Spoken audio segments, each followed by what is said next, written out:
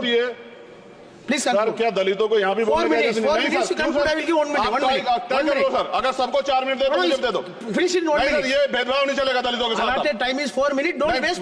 भाई सर, आप क्या करो अगर सबको 4 मिनट दिए तो आप मना करो, मैं बंद कर देता हूँ उसको। क्या दलितों को सबसे आखिरी में नंबर मिलेगा और बोलने का मौका मिलेगा? क्या मजाक कर रहे हैं सर आप? नो, ये all independent people are having only 4 minutes. You take sir, independent में अपनी पार्टी का मेंबर हूँ सर, और जीत के आया हूँ सर, किसी के दया में नहीं आया। Take 1 minute and finish. Sir, कल भी बोले तो एक दलीय पार्टी के लोग, आप मौका दो सर।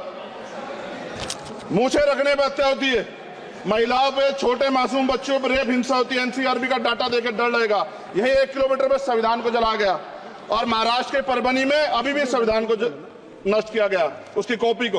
आर्टिकल 25। सर, ये संविधान है कि आप वहां बैठे हैं और मैं यहां खड़ा होकर अपनी बात रख रहा हूं, और इस देश में आदिवासी महिला के तौर पे जो है राष्ट्रपति बनी है, और प्राइम मिनिस्टर तो नहीं बना, लेकिन शेड्यूल कास्ट के बड़े नेताओं को भी जो है राष्ट्रपति बनने का मौका मिला। इस संविधान की देन अगर वोट हम पे नहीं होता तो शायद अमीर और जो राजा महाराजा खुद को मानते हैं हमारी गलियों तक नहीं आ पाते, हमारे हाल नहीं सुनिश्चित किया कि रानी के पेट से राजा जन्म नहीं लेगा।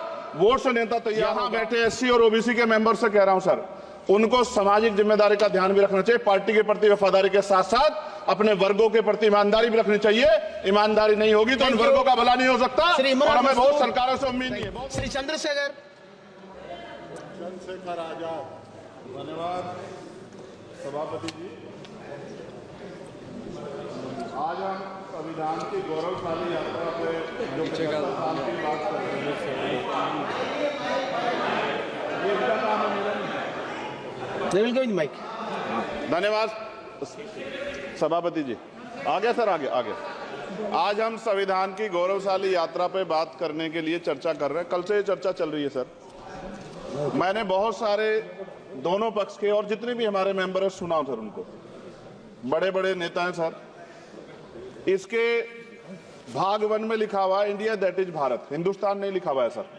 लेकिन सारे नेता संविधान पर चर्चा कर रहे हैं, लेकिन हिंदुस्तान ही कहेंगे, भारत कहने की हिम्मत नहीं जुटा पा रहे। ये बड़ा सवाल है सर कि क्या संविधान के हिसाब से बात रखी जा रही। मैं धन्यवाद दूंगा फूले साहू बाबा साहब अम्बेडकर को और मेरे नेता मान्यवर साहब श्री काशीराम को। 25 नवंबर 1949 को संविधान को सौंपते हुए डॉक्टर बाबा साहब अम्बेडकर ने कहा था कि 26 जनवरी 1950 को हम विरोधाभास भरे जीवन में प्रवेश करने जा रहे हैं। राजनीतिक जीवन में तो हमारे पास समानता होगी, लेकिन सामाजिक और आर्थिक जीवन में असमानता होगी। क्या ये चुनौती आज 75 साल बाद दूर हुई है? भारत ने 26 जनवरी 1950 को संविधान लागू होने के साथ खुद को एक संप्रभु लोकतांत्रिक और गणतांत्रिक राज्य होने का ऐलान किया। लेकिन सर, उस समय संविधान की स्थिति ये थी कि जैसे गांव का कोई आदमी, मैं 50 की बात कर रहा हूं, वो 50 साल पहले शहर में आ जाता और बड़े लोगों की महफिल में चला जाता, उस जहां वो खाना खा रहे हो, और वो टेबल पे नैपकिन को खा के जो है ये कहता कि ये तो फीका, क्योंकि वो जानता ही नहीं था, वो समझता नहीं था संविधान को। संविधान है क्या? संविधान उसके लिए महज दस्तावेज था। ये जिम्मेदारी थी राजनीतिक दलों पे कि वो संविधान को व्यवहार में लेके आते, और इसके इतने सारे आर्टिकल हैं, अगर इनको व्यवहार में लाया जाता तो मुझे लगता कि आज देश बहुत बदल गया होता। बाबा साहब ने कहा था कि लोकतंत्र भारतीय भूमि का केवल ऊपरी पोशाक है, उनके अनुसार यहाँ की संस्कृति अनिवार्य तौर पर लोकतांत्रिक है।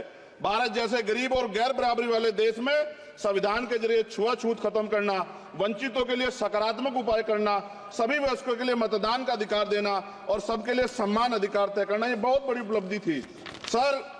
ये संविधान है कि आप वहां बैठे हैं और मैं यहां खड़ा होकर अपनी बात रख रहा हूं, और इस देश में आदिवासी महिला के तौर पे जो है राष्ट्रपति बनी है, और प्राइम मिनिस्टर तो नहीं बना, लेकिन शेड्यूल कास्ट के बड़े नेताओं को भी जो है राष्ट्रपति बनने का मौका मिला। इस संविधान की देन अगर वोट हम पे नहीं होता तो शायद अमीर और जो राजा महाराजा खुद को मानते हैं हमारी गलियों तक नहीं आ पाते, हमारे हाल नहीं जान पाते।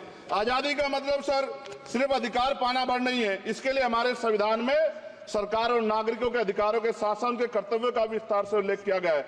बाबा साहब ने संविधान सभा में दिए गए भाषण में कहा था कि स्वतंत्रता आनंद का विषय है, पर अब हमें अपनी जिम्मेदारियों पर भी ध्यान देना होगा। संविधान ने सुनिश्चित किया कि रानी के पेट से राजा जन्म नहीं लेगा, वोट से नेता तैयार होगा। आर्थिक बराबरी के लिए सरकार क्या कर रही है? गरीब और गरीब हो रहा है और अमीर हो रहा है। सुबह उठते कहीं बम की धमकी मिलती, कहीं दंगे की। ये अमृत काल है सर या धमकी काल है? कितना बढ़ रहा है आर्टिकल 15 सर। भारत में आज भी घोड़ी चढ़नी Please बैठने conclude. होती है Please सर। conclude. क्या दलितों को यहाँ भी 4 बोलने का minutes, इजाजत 4 नहीं? minutes, नहीं, you conclude, I will give 1 minute, आप 1 तय minute, तय 1 कर लो minute. सर। अगर सबको 4 मिनट दे तो मुझे दे दो। Finish in 1 नहीं सर, minute. ये भेदभाव नहीं चलेगा दलितों के साथ। Allotted time is 4 minutes. Don't waste. भाई भाई सर, Take 1 आप तय minute. करो अगर सबको 4 मिनट दिए तो। Take 1 minute. आप मना करो, मैं बंद कर देता हूँ इसको। क्या दलितों को सबसे आखिरी में नंबर मिलेगा और बोलने का मौका All मिलेगा? individuals are having क्या मजाक कर रहे हैं सर आप? No, no.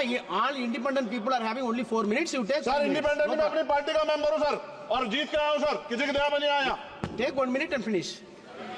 सर कल भी बोले तो एक दलीय पार्टी के लोग, आप मौका दो सर।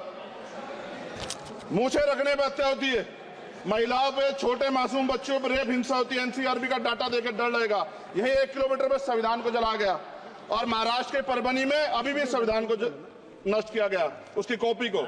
आर्टिकल 25-26 में संविधान में सभी को धार्मिक आजादी। कहाँ है दलितों की, मुसलमानों की, जैनों की, बौद्धों की, ईसाइयों की? छत्तीसगढ़ में सतनामी समाज को संविधान की अपनी धार्मिक आजादी के आधार पर जो है उनको अपमानित करके जेल में बंद कर दिया। संभल, अजमेर, अयोध्या सब इसका उदाहरण है।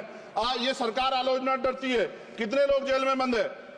मिरान हैदर, खालिद सैफी, उमर खालिद खान, सिफा खान, गुलफ्शा फातिमा और आजम खान साहब राजनीतिक विरोध में बंद है। सरकार यहाँ बैठी है, सरकार सामाजिक न्याय की बात करती है। बताए कितने दलित मुख्यमंत्री बना रखे हैं आपने? 13 ज्यादा सरकार स्टेट में सरकार है। कितनी महिला मुख्यमंत्री है? आपकी सरकार ने सुप्रीम कोर्ट के आदेश के बाद रिजर्वेशन प्रमोशन में जारी नहीं किया, और ओबीसी को पॉलिटिकल रिजर्वेशन आप देंगे नहीं देंगे, आप बताने का काम करें। मैं 75 साल की गौरव यात्रा में हम एक सभ्य समाज नहीं बना पाए, इसलिए जाति आधार पर SC ST OBC के बच्चों को प्राइमरी स्कूल से लेकर उच्च संस्थानों में भेदभाव किया जाता है।